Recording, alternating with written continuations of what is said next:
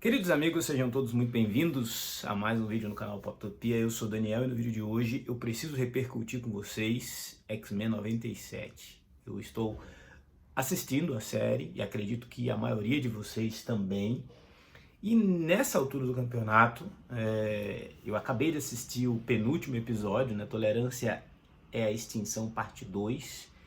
E já dá para cravar que a série é uma das coisas mais interessantes já produzidas com os X-Men desde sempre, assim. Definitivamente é um marco para a franquia mutante e coloca os personagens entre uma das potências que o MCU deve explorar nos próximos anos.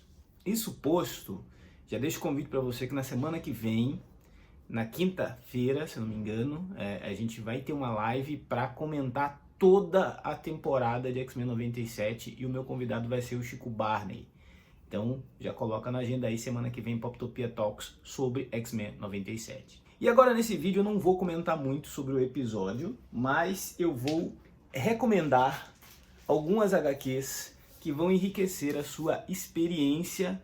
Necessariamente esses quadrinhos não foram totalmente adaptados ou não significam que sejam fiéis ao que está acontecendo no desenho, mas contribuíram de alguma forma para elementos que a gente viu. Se você ainda não assistiu X-Men 97, fique tranquilo, porque eu não vou dar spoilers a respeito dos episódios da série. O que eu vou comentar aqui agora é sobre as HQs de X-Men que eu separei para fazer esse paralelo.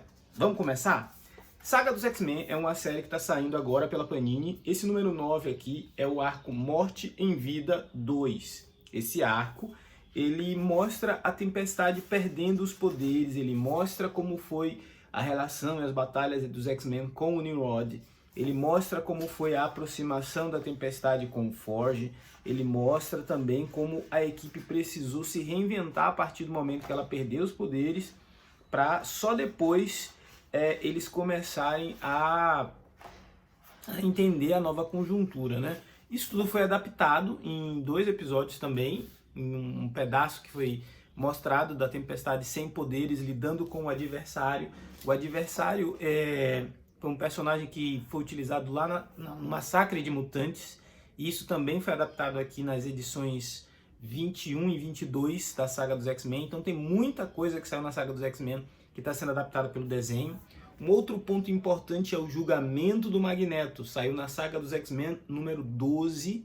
Esse julgamento do Magneto é justamente o ponto de partida daquele plot onde o professor Xavier ele tinha sido atacado por pessoas, estava machucado e precisou ir, optou por ir, né, para se cuidar junto da Lilandra, lá no Império Shi'ar, e a partir dessa fase dele lá no Império Shi'ar, é onde o Magneto assume a escola, é onde o Magneto tenta, de alguma forma, abraçar o sonho do professor Xavier, coisa que vimos também nessa temporada, coisas que vimos também nessa série de X-Men 97.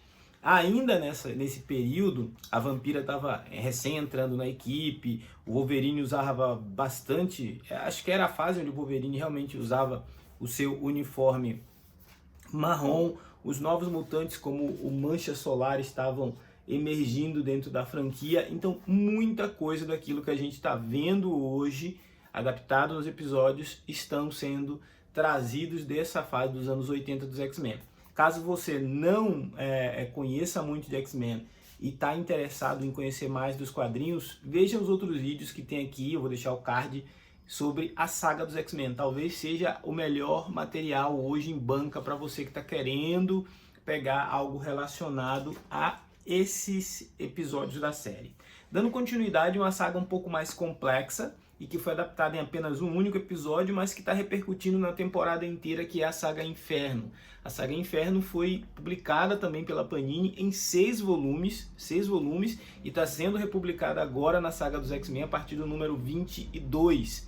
Aqui o Senhor Sinistro vai tramar para clonar a Jean Grey, para criar a Madeleine Pryor, para infectar o filho deles, que é do Nathan, o filho do Ciclope com a Madeleine, que é o Nathan Summers, vai usar a Madeleine para, de certa forma, atingir os X-Men, fragilizar a equipe, Vamos ver a irmã do Colossus, né, a Illyana Rasputin, virar uma regente de uma região, de uma dimensão na Marvel conhecida como Limbo, é uma espécie de inferno. A gente vai ver muita coisa acontecendo, a equipe ainda está numa fase, a equipe principal de X-Men está numa fase com personagens bem, vamos dizer assim, não alternativos, mas diferentes daqueles do desenho, né?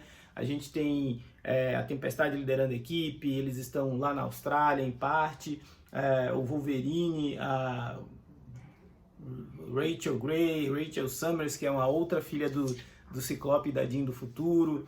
Tem muita coisa diferente do quadrinho e que foi adaptado aqui em um único episódio, que ganhou uns tons assim até meio de terror, de Junji Ito, porque nessa saga Inferno, a Madeleine ela vira essa rainha dos duendes, né? E ela acaba trazendo criaturas do limbo, aqueles monstros, aqueles demônios, para ocupar a Terra. Então, Inferno seria também um outro material interessante de ser lido para você ampliar suas expectativas, para você pegar mais referência do que está sendo adaptado agora na saga dos X-Men. Gente, eu tô gravando de cabeça aqui, aí eu parei para dar uma olhada no nome dos episódios de novo para reforçar, né? Eu acho que tem dois episódios que passam meio batidos, mas que eu não encontrei assim um quadrinho que encaixe muito. Um é o Motendo, né, que é o quadrinho, o episódio da Jubileu e do Mancha Solar lá no mundo do Mojo, mas sei lá, pode ser ali alguma coisa dos Novos Mutantes, né? Eu vou deixar vocês aí contribuírem comigo, porque a Jubileu, ela chega na fase da Austrália, ela encontra o Wolverine numa situação bem precária, em uma das capas mais emblemáticas dos X-Men, vou tentar colocar aqui no vídeo.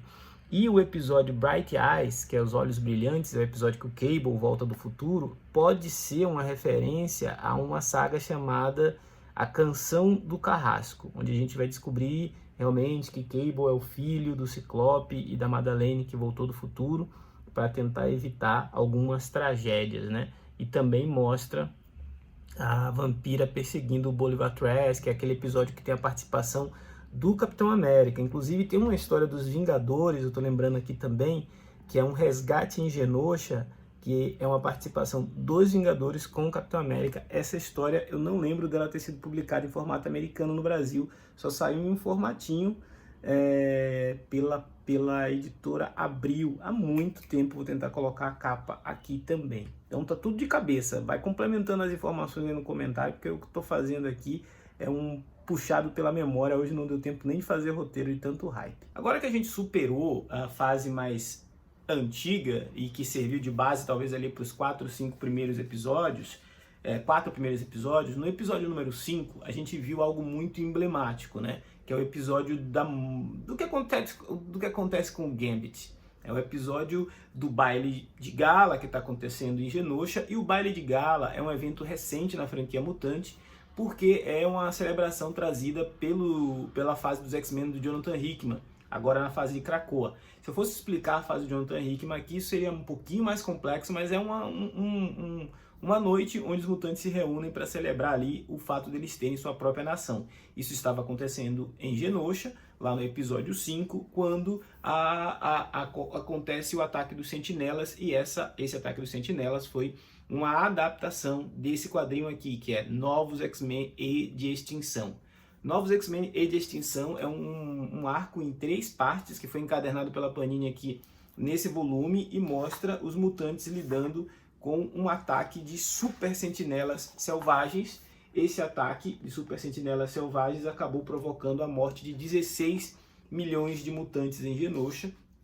E a partir daqui, que a Rainha Branca, né, a Emma Frost, ela começa a fazer parte da equipe de X-Men, e a gente vai descobrir que o Professor Xavier, ele tem uma irmã que é a Cassandra Nova, e essa irmã, ela odeia mutantes e utilizou lá o DNA do Bolivar Trask para criar esses super sentinelas selvagens.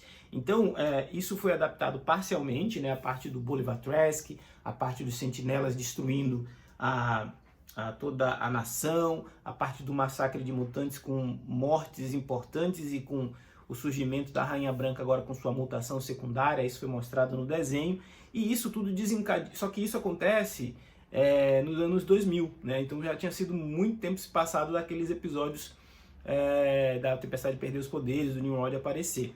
Para colar tudo isso, os produtores da série adaptaram uma outra mega saga, que também já foi publicada aqui no Brasil, e se chama Operação Tolerância Zero. Então, Operação Tolerância Zero, que é a saga que dá nome para os 3 últimos capítulos, é uma saga onde a gente vai ver o surgimento do grande vilão dessa temporada de X-Men 97, que a gente pensava ser o Senhor Sinistro, mas a gente vai descobrir que se trata de outra pessoa, e no caso é o Bastion, né? O Bastion é um tecnopata, é um cara que surgiu da mistura ali do que restou do Nimrod com o Super Sentinela, com o ódio de alguns mutantes. Isso aí o desenho adaptou para algo um pouco mais compreensível, menos complexo, e ele desenvolveu uma tecnologia onde ele transformava pessoas comuns em sentinelas, e inclusive ele chega a tomar a mansão do Professor Xavier. Aqui nessa série, nesse encadernado, a gente vai ver a equipe principal sendo capturada e lutando para escapar do Bastion e da Operação Tolerância Zero. A gente vai ver o Homem de Gelo, o Homem-Aranha, Medula e outros novos X-Men tentando destruir os Super Sentinelas na cidade de Nova York, porque eles são pessoas normais que tinham sido infectadas pelo Bastion. E paralelo a tudo isso, a gente também vai ver que a Jubileu foi a primeira mutante a ser capturada nesse grande arco. Então tudo isso é muito fiel.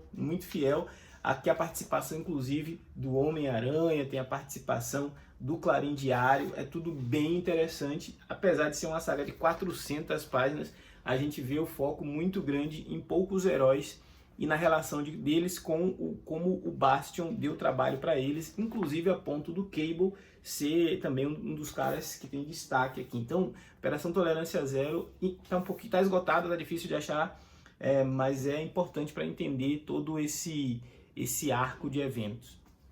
Para concluir, pelo menos essas minhas dicas para você entender melhor e ir atrás desse material para você pegar mais referência no desenho, eu diria que Gênese Mutante é o quadrinho mais amigável, né? Esse é um ponto de partida inicial de uma série de X-Men que começou mostrando justamente quando o Professor Xavier volta, né? Volta do seu exílio autoimposto no Império Shi'ar, e ele é obrigado a enfrentar o Magneto, que está mais uma vez tentando criar uma nação mutante através de um asteroide no espaço, né? É o que ele chama de asteroide M. E é aqui que o Professor Xavier divide a sua equipe em duas frentes, a equipe azul e a equipe dourada, sendo que a equipe azul é liderada pelo Ciclope, composta pelo Ciclope, Wolverine, Fera, Gambit, Vampira, Jubileu, e a equipe dourada é liderada pela Tempestade, com Colossus, Homem de Gelo, Jean Grey, Forge, entre outros, né? E em algum momento essa batalha vai acontecer lá no espaço. Cara, esse quadrinho é desenhado pelo Jim Lee, com o roteiro de Chris Claremont, um dos últimos trabalhos do Chris Claremont. Então é X-Men assim, mais próximo dos desenhos animados que você vai encontrar. E por fim, se você ainda não viu o episódio 9, né, e tá aí assistindo esse vídeo, talvez você deva voltar depois, porque agora eu vou comentar de algo que aconteceu mais recentemente. O episódio Tolerância é a Extinção, parte 2, traz uma batalha entre os X-Men e o Magneto no asteroide M. E isso foi mostrado nesse arco que é o arco Atração Fatal, mas que no inglês era Fatal Attractions, ou seja, era para ter sido traduzido aqui como Atrações Fatais, e mostra toda essa luta dos X-Men contra o Magneto e como o Magneto foi de muitas maneiras abusado pela humanidade, e até como sobrevivente do Holocausto ele já não tolerava mais isso. A partir daqui ele resolve montar esse asteroide M e de lá declara guerra à humanidade. Os X-Men não aceitam e parte para uma batalha final contra o Magneto. Acontece que nessa batalha final as coisas chegam a medidas extremas e o Magneto arranca o adamantium do esqueleto do Wolverine, enquanto o Professor Xavier, em resposta, apaga a mente do Magneto. Isso não vai ficar sem consequências e claramente a gente vai ver, anos depois, surgir um outro evento que se chama Massacre, onde essa atitude do professor Xavier vai ter os seus desdobramentos, enquanto o Wolverine durante muito tempo vai perder o metal que recobria o seu esqueleto e o tornava um mutante tão especial, a ponto de a gente conhecer as famosas garras de ossos, né? Foi um evento aí bastante emblemático lá nos anos 90 e que a Panini também está republicando em breve aí num encadernado chamado Atrações Fatais, e o link vai estar aqui na descrição caso você queira comprar, já está em pré-venda. Bom, esse é aquele momento onde eu te convido a comentar o que você está achando dessa temporada de X-Men 97, né? E essas HQs, faltou alguma? Você acha que tem outras obras? Eu acho que tem, viu? Outras obras que dá pra gente recomendar para enriquecer a experiência da galera que tá vendo o desenho e tá conhecendo X-Men só agora. Então já comenta aí, já deixa nos comentários a sua indicação para complementar. Eu já vou aproveitar dizendo aqui, a fase do Jonathan Hickman teria muita coisa, inclusive nesse último episódio aí, que dá pra gente usar aqui. E X-Men é isso, X-Men é gigante, é uma franquia inesgotável e a gente tem muito para falar. Eu estou empolgado, já notaram? Esse foi o Poptopia de hoje. Se não for inscrito, se inscreva, ajude o nosso canal a crescer, a ganhar relevância nessa concorrida plataforma. Falar de gibi é bom demais. Falar de uma série que adapta os nossos quadrinhos em uma altíssima qualidade é melhor ainda. Fiquem bem, forte abraço, até a próxima.